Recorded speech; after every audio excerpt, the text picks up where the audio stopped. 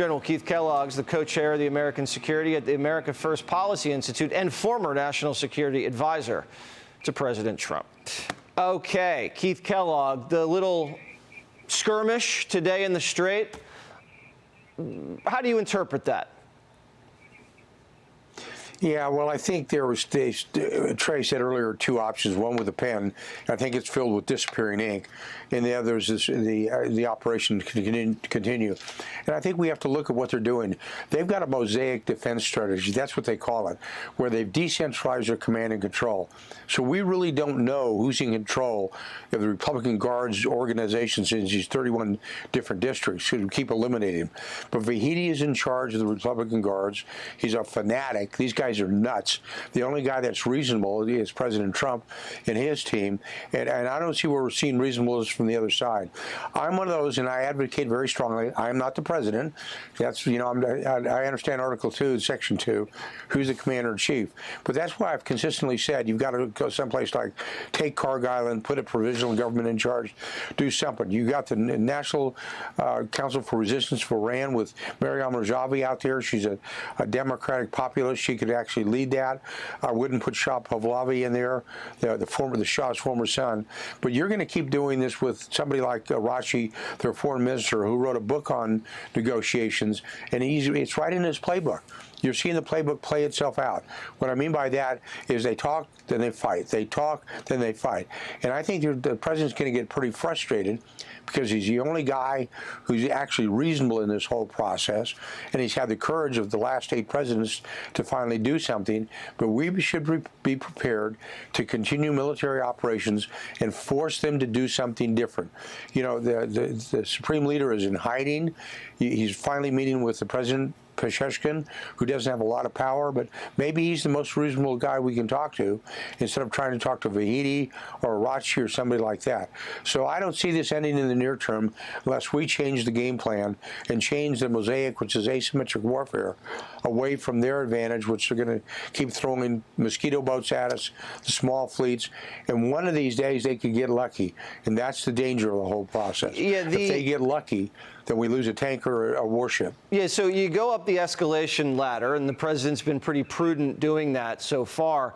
Is there something in between airstrikes, decapitation strikes, maybe finishing off the final 10% of the target list, and seizing Kharg Island? Because seizing Kharg Island, as beautiful as that would be, it does carry a lot of risk. Do you think the president wants to go that far, and do you think the country is up for sustaining casualties? Well, you know, Jesse, we're in a war. This is what war does. You take risks when you go into war. People are going to get hurt in war on both sides. That's how it's played out. And our kids are darn good. Our men and women in uniform are really darn good. We've got a great Secretary of War, a great Chairman of the Joint Chiefs. They understand that. The kids involved understand it. The commanders involved understand it. I understood when I was in the military. You take risks to do it. And can you get casualties? Of course you can. But you want to take a point where you actually take all of the initiative away from the other side. And right now they've got an initiative with Mosaic, and they think it's playing out. They're going to keep telling themselves they're winning this fight. They're not. And look, you've got to attack the Revolutionary Guards because they control the Basij. What's the Basij? That's that paramilitary force that keeps the people down. And there's alternatives to that. We either arm the populace, somebody arms the populace, but the president has a right about getting rid of the enriched uranium.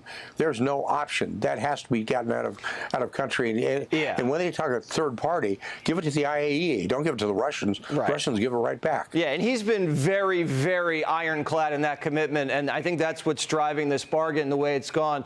The seizing the Kharg Island situation, do you think that would bring the Iranian Guard to its knees? Is that the kind of knockout blow, or would you need to go further? No, Jesse, I would not go further. You can do economic damage to them with Kharg Island and the islands of the Strait. Iran is a huge country. People don't realize it's the same size as Spain, France, UK, and Germany combined. You don't want to go downtown Tehran. You want to attack them economically. I think the president has done a great job. He's had the courage to do what he's done. I just think you want to take it to a point where you basically tell them, you're all going to starve, and we don't care. The problem is their Revolutionary Guards, which is not their military, they don't care about the people. They could care less. They've killed more people in the streets, the Revolutionary Guards, than we lost in the Korean War. That shows you're not really operating with a very rational group out there. And Vahidi is not rational. He's a Revolutionary Guards leader. When you look at Arachi, who's their foreign minister, he's the same way. These are Revolutionary Guards. They've been doing this since 1979, and it's time we just finished the job. Yeah, I think you're right. I think Kharg Island's still very much in play, and we'll see how these negotiations play out. You never know with the Iranians. They're very hard to trust. Keith Kellogg, thank you so much for your expertise. Be sure to like and subscribe for all the Fox News latest on YouTube, and catch full shows streaming now on Fox One.